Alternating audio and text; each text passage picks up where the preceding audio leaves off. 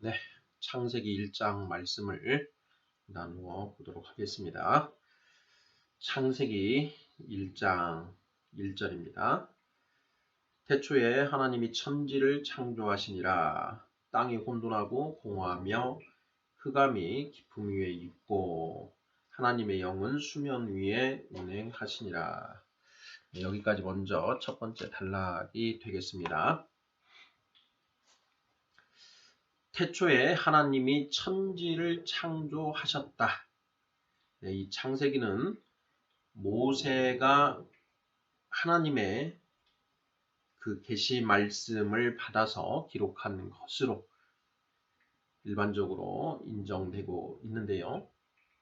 가장 먼저 태초에 하나님이 천지를 창조하셨다라는 그런 선포로 시작됩니다.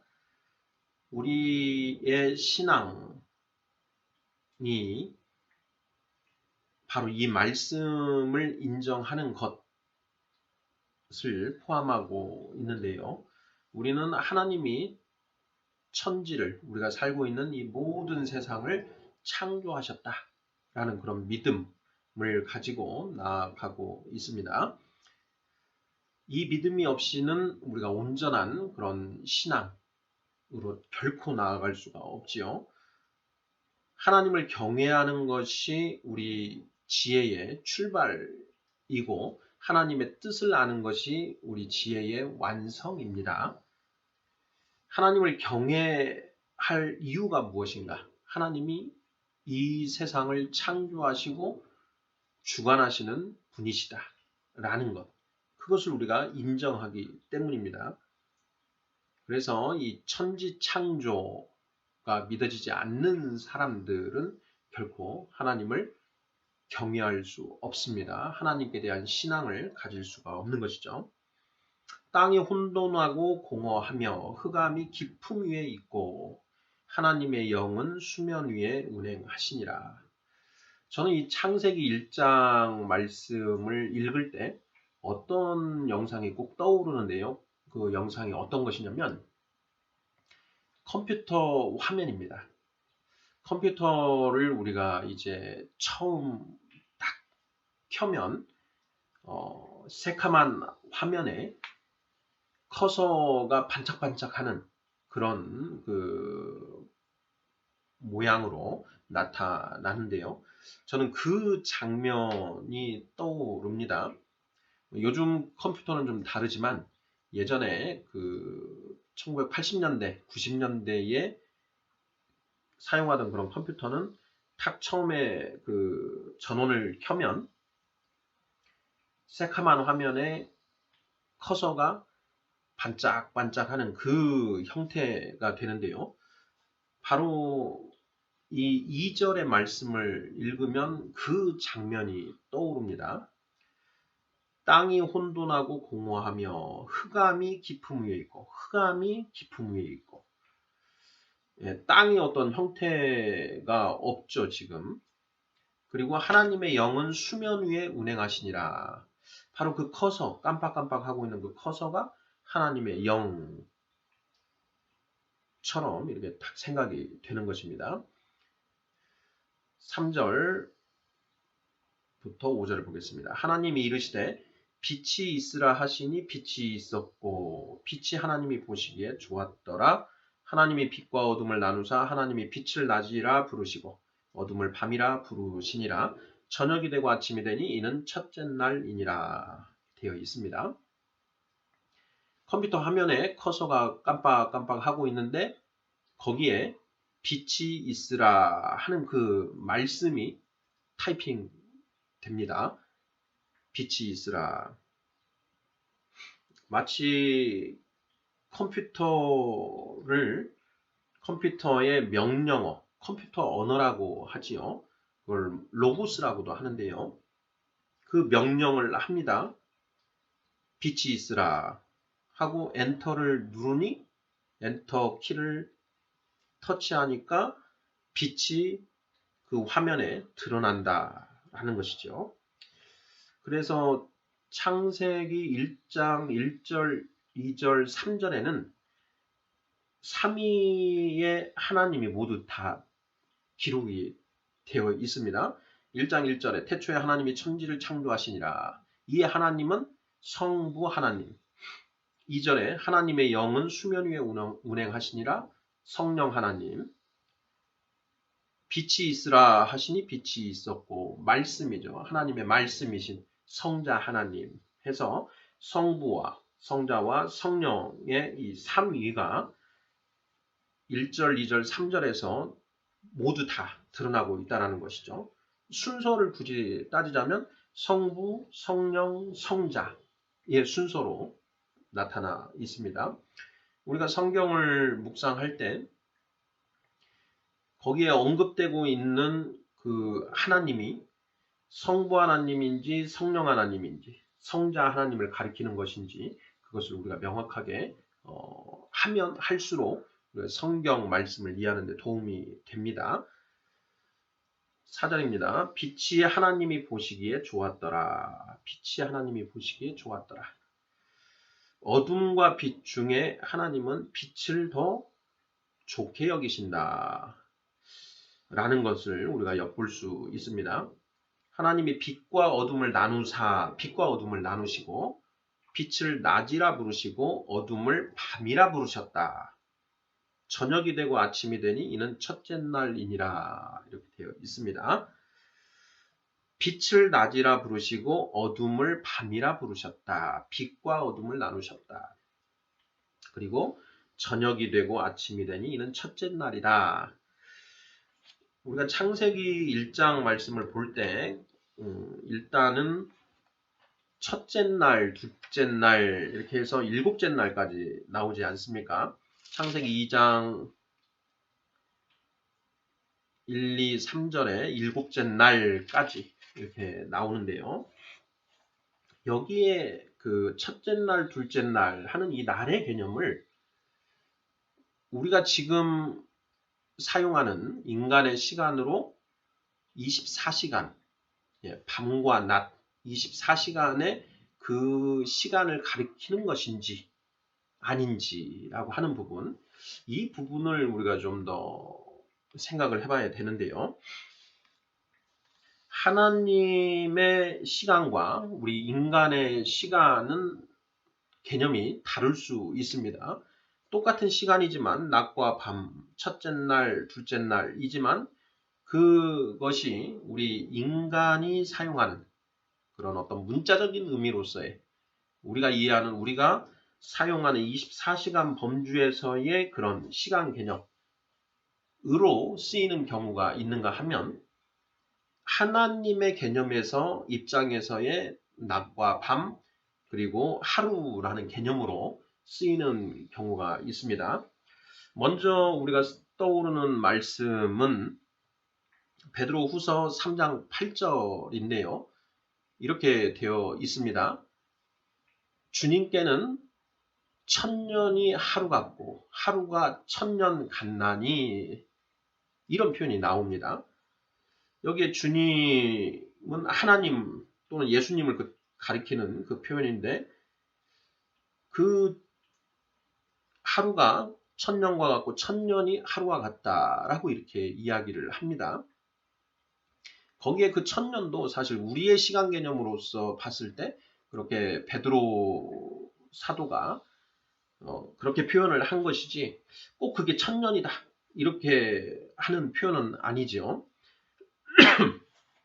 그러니 우리가 이 첫째 날, 둘째 날, 셋째 날이라고 했을 때 그것을 24시간의 틀, 우리의 시간의 틀에 넣어서 생각해서는 안 되지 않는가라는 그런 생각, 그걸 먼저 우리가 명확히 해야 될 것 같습니다. 그리고 이제 하루는 우리가 낮과 밤으로 이루어져 있다 이렇게 이야기를 하는데요. 하나님이 빛을 낮이라 부르시고 어둠을 밤이라 부르셨다. 이 낮과 밤에 대해서 여러 가지 그런 표현들이 있습니다. 예수님은 뭐라고 말씀하셨는지 먼저 살펴보면요. 요한복음 9장 4절인데요. 때가 아직 낮임에 나를 보내신 이의 일을 우리가 하여야 하리라. 밤이 오리니 그때는 아무도 일할 수 없느니라. 이렇게 말씀하신 바 있습니다. 요한복음 9장 4절 말씀인데요. 때가 아직 낮임에 나를 보내신 이의 일을 우리가 하여야 하리라. 밤이 오리니 이렇게 되어 있습니다. 여기에서 낮과 밤은 분명히 다른 우리가 사용하는 24시간의 그 시간 속에서의 낮과 밤을 의미하는 것이 아니라는 건 분명합니다. 사도 바울 선생도 로마서 13장 12절에서 밤이 깊고 낮이 가까웠으니 그러므로 우리가 어둠의 일을 벗고 빛의 갑옷을 입자. 이렇게 사도 바울 선생도 이야기를 했습니다. 밤이 깊었다.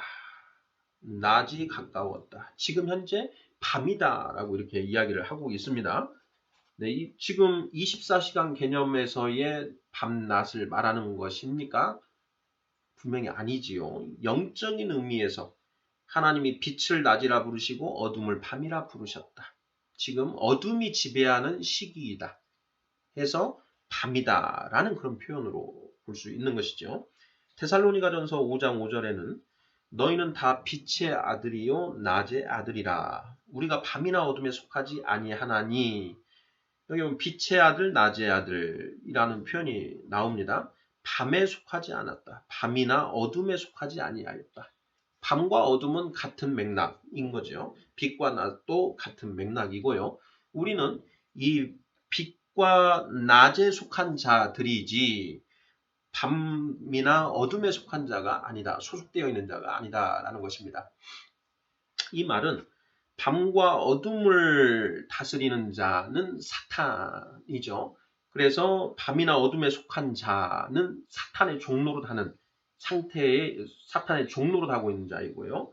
빛의 아들이요 낮의 아들이라는 것은 예수님의 백성된 자, 예수님의 몸된 교회에 속한 자를 빛의 아들, 낮의 아들이라고 표현하고 이해하면 표현한 것이라고 이해를 하면 정확할 것입니다.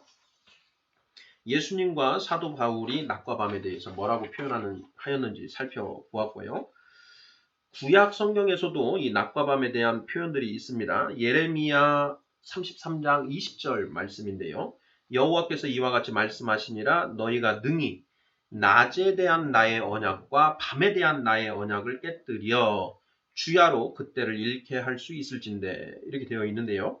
낮에 대한 나의 언약과 밤에 대한 나의 언약이라는 그런 표현이 나옵니다. 낮에 대한 나의 언약은 무엇이고 밤에 대한 나의 언약은 무엇이냐? 낮에 대한 낮에 속한 자들에 대한 언약, 구원, 밤에 속한 자들에 대한 나의 언약, 지옥. 이런 개념일 것 같은데요. 확인해 보셔야 됩니다. 호세아서 4장 5절입니다. 너는 낮에 넘어지겠고 너와 함께 있는 선지자는 밤에 넘어지리라. 이렇게 되어 있습니다. 호세아 선지자에게 너는 낮에 넘어진다. 그런데 너와 함께 있는 다른 선지자들은 밤에 넘어질 것이다.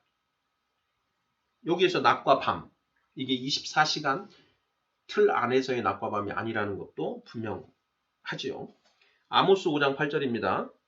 묘성과 삼성을 만드시며 사망의 그늘을 아침으로 바꾸시고 낮을 어두운 밤으로 바꾸시며 바닷물을 불러 지면에 쏟으시는 이를 찾으라. 그의 이름은 여호와시니라 라고 되어 있습니다. 여기에 보면 사망의 그늘을 아침으로 바꾸시고 낮을 어두운 밤으로 바꾸시며 라는 표현이 나옵니다.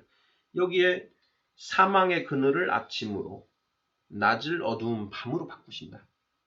여기에 밤과 낮이 우리가 생각하는 해가 떠 있을 때, 달이 떠 있을 때 그 시간을 가리키는 것이 아니라는 것도 충분히 짐작할 수 있습니다. 네, 미가 3장 6절입니다. 미가 3장 6절. 그러므로 너희가 밤을 만나리니 이상을 보지 못할 것이요 어둠을 만나리니 점치지 못하리라 하셨나니 이 선지자 위에는 해가 져서 낮이 캄캄할 것이라. 스가랴 14장 7절입니다. 여호와께서 아시는 한 날이 있으리니 낮도 아니요 밤도 아니라 어두워 갈 때에 빛이 있으리로다. 어두워 갈 때에 빛이 있으리로다. 어두워 갈 때에 빛이 있을 것이다. 그 빛, 예수님의 초림을 말씀하시는 대목으로 짐작이 되는데요. 예. 낮도 아니요 밤도 아니라 어두워 갈 때에 빛이 있으리로다. 지금까지 살펴본 이 말씀들에서 우리는 낮과 밤이 우리의 24시간 틀 개념에 있는 그런 개념이 아니고, 낮은 빛이 다스리고 있는 시간이고, 밤은 어둠이 다스리고 있는 시기이다. 저녁이 되고 아침이 되니, 저녁이 되고 아침이 되니는 첫째 날이니라. 이 개념. 우리가 그런 24시간의 그런 개념으로 이해하면 안 된다라는 것. 일단 거기까지 이렇게 살펴보고 가면은요. 7일, 6일 동안 창조하시고 하루 안식하셨다. 하루를 안식하셨다라고 하는 그 시간이 우리가 지금 생각하는 일주일의 개념, 그런 시간하고는 다른 시간이다. 다른 시간이지 않냐라는 것을 충분히 우리는 추론해 볼 수가 있습니다. 6절입니다. 하나님이 이르시되 물 가운데에 궁창이 있어 물과 물로 나뉘라 하시고, 하나님이 궁창을 만드사 궁창 아래의 물과 궁창 위의 물로 나누게 하시니 그대로 되니라. 하나님이 궁창을 하늘이라 부르시니라. 저녁이 되고 아침이 되니 이는 둘째 날이니라. 첫째 날 빛이 있으라 하셨습니다. 그리고 빛과 어둠을 나누셔서 낮과 밤으로 구분을 하셨지요. 그런데 둘째 날입니다. 둘째 날은 물 가운데 궁창을 만드셔서 위의 물과 아래의 물로 나누셨다. 그리고 그 사이에 있는 궁창을 하늘이라고 부르셨다라는 것입니다. 여기서도 마찬가지로 하나님이 타이핑을 하십니다. 슈퍼컴퓨터가 있고 그 슈퍼컴퓨터에 명령, 로고스, 말씀을 입력하시는 겁니다. 물 가운데에 궁창이 있어 물과 물로 나뉘라. 엔터 딱 치니까 그대로 됐다.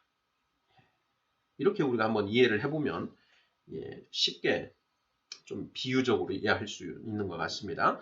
9절입니다.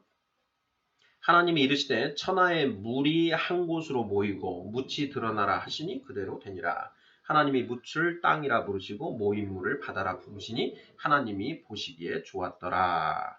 하나님이 이르시되 땅은 풀과 씨 맺는 채소와 각기 종류대로 씨 가진 열매 맺는 나무를 내라 하시니 그대로 되어 땅이 풀과 각기 종류대로 씨 맺는 채소와 각기 종류대로 씨 가진 열매 맺는 나무를 내니 하나님이 보시기에 좋았더라. 저녁이 되고 아침이 되니 이는 셋째 날이니라. 자, 셋째 날 하나님이 하신 일. 땅과 바다가 드러나게 하셨지요. 그리고 땅에는 풀과 씨 맺는 채소와 각종 열매 맺는 나무를 창조하셨습니다.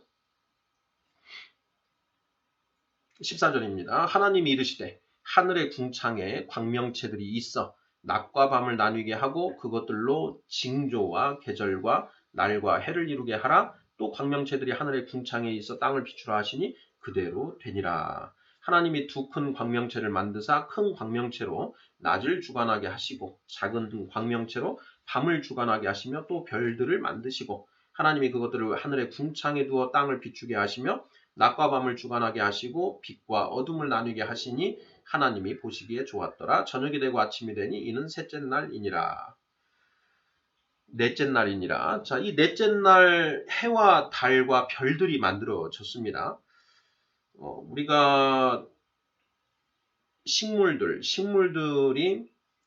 태양의 그 빛을 받아서 광합성을 하고 그래서 이렇게 자라나는 것으로 이해를 하고 있는데, 순서를 보면 먼저 식물들이 만들어진 뒤에 해와 달과 별들이 만들어진다라는 것을 알 수 있습니다.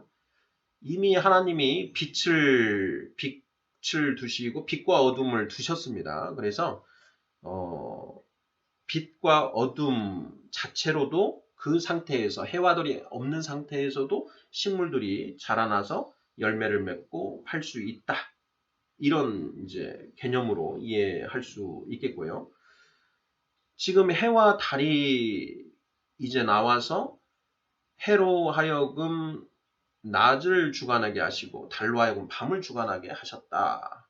이렇게 되어 있지 않습니까? 빛과 어둠을 나뉘게 하시니 18절에 이때 이제 우리가 접하고 있는 24시간으로서의 밤낮이 생겨나게 되는 그런 것으로 이해를 할 수 있겠지요. 그렇다면 24시간의 개념 속에 있는 그 밤과 낮과 여기에 저녁이 되고 아침이 되니 이는 넷째 날이니라 하는 이 저녁과 아침은 분명히 또 다른 분명히 개념이다 라는 것을 우리가 능히 짐작할 수 있습니다.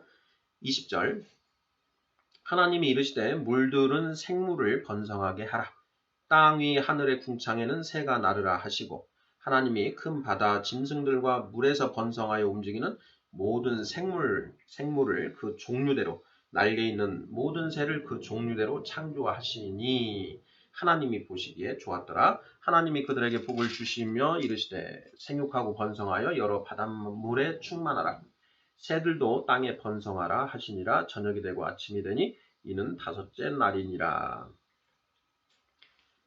창세기 2장 19절에 보면 여호와 하나님이 흙으로 각종 들짐승과 공중의 각종 새를 지으시고 라는 그런 표현이 나옵니다. 근데 여기에서도 하나님이 각 종류대로 창조하셨다라는 그런 표현이 분명히 되어 있습니다. 마찬가지로 이렇게 생긴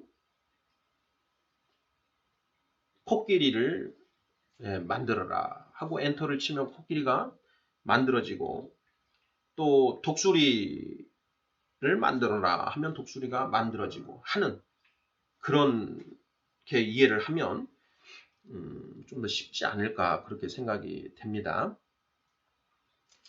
이것이 이제 다섯째 날이고요.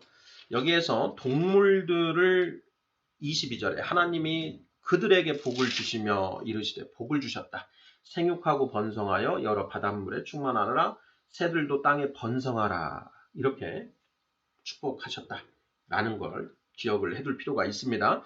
이렇게 동물들에게 각종 생물들에게 하나님이 주신 복과 인간에게 주신 복이 좀 다르기 때문에 염두에 좀 둬야 될 것 같고요. 24절 하나님이 이르시되 땅은 생물을 그 종류대로 내되 가축과 기는 것과 땅의 짐승을 종류대로 내라 하시니 그대로 되니라. 하나님이 땅의 짐승을 그 종류대로 가축을 그 종류대로 땅에 기는 모든 것을 그 종류대로 만드시니 하나님이 보시기에 좋았더라. 하나님이 이르시되 우리의 형상을 따라 우리의 모양대로 우리가 사람을 만들고 그들로 바다의 물고기와 하늘의 새와 가축과 온 땅과 땅에 기는 모든 것을 다스리게 하자 하시고 하나님이 자기 형상 곧 하나님의 형상대로 사람을 창조하시되 남자와 여자를 창조하시고 하나님이 그들에게 복을 주시며 하나님이 그들에게 이르시되 생육하고 번성하여 땅에 충만하라. 땅을 정복하라. 바다의 물고기와 하늘의 새와 땅에 움직이는 모든 생물을 다스리라 하시니라. 다섯째 날에 하나님이 물속에 사는 어류 그리고 땅 위 하늘의 궁창의 새 그러니까 큰 바다 짐승들과 물에서 번성하여 움직이는 모든 생물 그리고 날개 있는 모든 새를 그 종류대로 창조하셨다. 그러니 다섯째 날에 물속과 공중을 날아다닌 어류와 조류를 먼저 만드셨고요. 여섯째 날 되셔서 먼저 이제 이 땅 위에 사는 생물들을 창조하셨습니다. 25절을 보면 하나님이 땅의 짐승을 그 종류대로 그 가축을 그 종류대로 땅에 기는 모든 것을 그 종류대로 만드셨다라고 창조하셨다라고 이렇게 말씀되어 있습니다. 이렇게 해서 땅 위에 짐승들을 만드셨고요. 그리고 26절에서 이제 드디어 인간을 창조하시는데요. 26절을 굉장히 우리가 주의 깊게 살펴볼 필요가 있습니다. 하나님이 이르시되 우리의 형상을 따라 우리의 모양대로 우리가 사람을 만들고 그들로 바다의 물고기와 하늘의 새와 가축과 온 땅과 땅에 기는 모든 것을 다스리게 하자 하시고, 여기에서 먼저 왜 인간을 만드셨는가 하는 것입니다. 인간을 만드셨는데 그 인간을 만드신 목적이 인간으로 하여금 물고기와 새와 가축과 모든 곤충들을 다스리게 하자. 이 세상에 있는 모든 생물들을 다스리게 하자. 예, 다스리게 하자. 바로 통치 권한이죠. 통치, 관리라고도 할 수가 있겠는데요. 여기에서 다스린다는 것은 단순히 지배하는 그런 형태가 아니고 가꾸는, 잘 보호하고 이렇게 같이 잘 살게 하는 그런 관리의 개념이 표현되어 있습니다. 그러니까 인간은 무슨 목적으로 만들으셨는가? 하나님이 창조하신 이 세상과 그 땅에 사는 각종 생물들을 통치하게 하시기 위해서 만드셨다라는 것입니다. 자, 그 부분을 한번 살펴봐야 되고요. 그리고 27절에서 하나님이 자기 형상 곧 하나님의 형상대로 사람을 창조하시되 남자와 여자를 창조하셨다라고 되어 있는데요. 여기에서 하나님의 형상이 무슨 뜻인가? 겉으로 드러나는 겉모습을 말하는 것인가 하는 부분인데요. 성경 말씀은 성경으로 우리가 해석을 해야 됩니다. 성경 말씀을 우리 인간의 어떤 그 개념, 관념들을 가지고 해석을 하면 잘못된 어떤 의미 맥락으로 가게 되지요. 그래서 반드시 성경에 있는 말씀, 어떤 말씀 단어, 개념, 단어는 성경에 드러난 그 개념으로 우리가 이해를 해야 됩니다. 형상이 과연 무엇인지, 하나님의 형상대로 인간을 창조하셨다라고 하는데 그 형상대로 만드셨다는 것이 무슨 뜻인가 하는 부분을 명확히 먼저 해야 되겠습니다. 창세기에서 바로 창세기 5장에서 우리가 이 형상과 관련해서 살펴볼 수 있는 말씀이 있는데요. 창세기 5장 3절입니다. 아담은 130세에 자기의 모양 곧 자기의 형상과 같은 아들을 낳아 이름을 셋이라 하였고, 이렇게 되어 있습니다. 여기에 자기의 형상과 같은 아들을 낳아, 아담이 자녀를 많이 낳지요. 그 자녀를 많이 낳습니다. 뭐 창세기 4장에 보면 가인을 낳고 또 아벨을 낳죠. 그래서 가인이 아벨을 죽이는 살인하는 일들이 살인한 일이 4장에 드러나고요. 4장 말미에 셋을 낳는데 그 셋은 자기의 모양 곧 자기의 형상과 같은 아들이었다. 이렇게 이야기를 하고 있습니다. 그러면 가인과 아벨은 아담과 모양이 달랐는가? 예, 셋은 같은 형상이었다라는 게 무슨 뜻인가 하는 우리가 의문을 당연히 가져볼 수 있습니다. 여기에서 이 형상이 지금 창세기 1장에 쓰여 있는 하나님의 형상대로라고 말할 때의 그 형상과 같은 개념이 아니냐, 이렇게 추론을 해볼 수가 있고요. 로마서 사도 바울 선생이 이 형상과 관련해서 여러 번 우리에게 그 형상이 무슨 뜻인지 언급해 주고 있는데요. 그런 말씀들을 찾아보겠습니다. 먼저 로마서 8장 29절입니다. 하나님이 미리 아신 자들을 또한 그 아들의 형상을 본받게 하기 위하여 미리 정하셨으니, 그 아들의 형상, 그 아들은 예수 그리스도를 가리키는 것이고요. 예수 그리스도의 형상을 본받게 하기 위하여 미리 아신 자들을 정하셨다. 미리 아신 자들을 또한 그 아들의 형상을 본받게 하기 위하여 미리 정하셨으니, 이런 표현이 있습니다. 여기에서 아들의 형상을 본받는다. 아들의 형상. 예수 그리스도의 형상을 본받게 하기 위하여. 우리가 우리의 육체의 겉모습을 이야기한다라고 한다면 이 말씀을 이해할 수가 없습니다. 육체의 겉모습이 아니고 뭔가 내면적인 것을 가리키는 것이구나. 이 형상이 그걸 알 수가 있습니다. 고린도 후서 3장 18절입니다. 우리가 다 수건을 벗은 얼굴로 거울을 보는 것 같이 주의 영광을 보매 그와 같은 형상으로 변화하여 영광에서 영광에 이르니 곧 주의 영으로 말미암음이니라. 주의 영으로 말미암아 우리가 주의 영광을 보고 그와 같은 형상으로 변화한다. 예수 그리스도의 형상으로 변화된다라는 것입니다. 우리가 속사람, 겉사람 이야기를 하는데요. 그 속사람, 형상 지금 그렇게 쓰여지고 있습니다. 고린도후서 4장 4절에는요. 그리스도는 하나님의 형상이니라 이렇게 나와 있습니다. 그리스도는 하나님의 형상이다. 겉모습이 닮았다. 겉모습이 같다. 이런 얘기가 아니지요.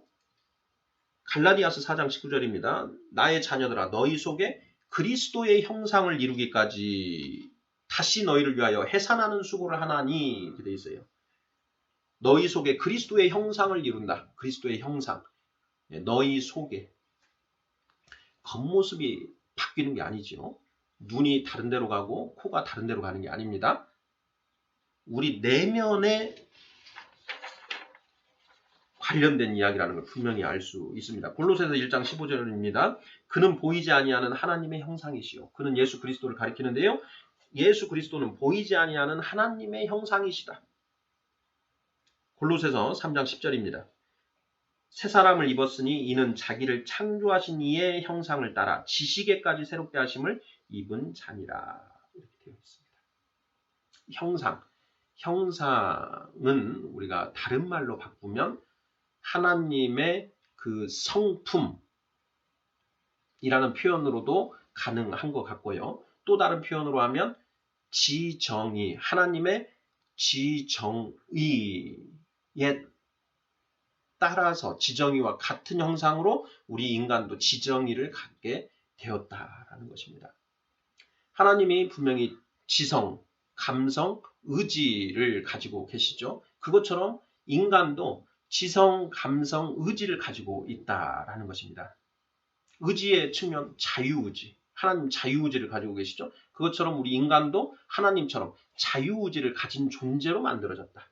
그리고 지성, 감성을 가지고 있다. 지성과 감성. 그런데 그것이 하나님의 형상대로 동물들도 어느 정도의 지성과 감성을 가지고 있습니다. 그럼 뭐 의지도 가지고 있습니다. 그런데 그 정도가 미미하다라는 거죠. 하나님은 완벽한 지성, 완벽한 감성, 그리고 완전한 의지를 가지고 계시지요. 그러니까 처음에 하나님이 우리 인간을 만드셨을 때 그렇게 완전한 지성과 완전한 감성과 완전한 이 의지를 가진 존재로 만드셨다. 그런 존재로 만드셨기 때문에 이 세상, 하나님이 창조하신 세상을 통치할 수 있게끔 통치권을 주실 수 있는 거죠. 하나님이 창조하신 이 세상을 온전히 통치하기 위해서는 하나님과 같은 형상, 지정의를 가지고 있어야 된다. 예수 그리스도는 하나님의 형상이시라. 예수 그리스도는 하나님의 말씀이시지요. 말씀. 하나님의 말씀에 하나님의 지정의, 지성, 감성, 의지가 모두 다 반영되게 되어 있습니다. 그래서 하나님, 성부 하나님과 말씀이신 성자 하나님은 그 본질이 같다. 그러니 예수 그리스도는 하나님의 형상이시니라 라는 명제가 당연히 성립할 수 있다라는 것입니다. 인간이 하나님의 형상에 따라 만들어졌다. 하나님이 자기 형상보다 하나님의 형상대로 사람을 창조하셨다라는 것. 이 형상이 무슨 의미인지 이것을 정확하게 이해하고 넘어가야 되는 대목입니다. 사도 바울 선생이 우리에게 선포를 하셨듯이 너희 속에 그리스도의 형상을 이루기까지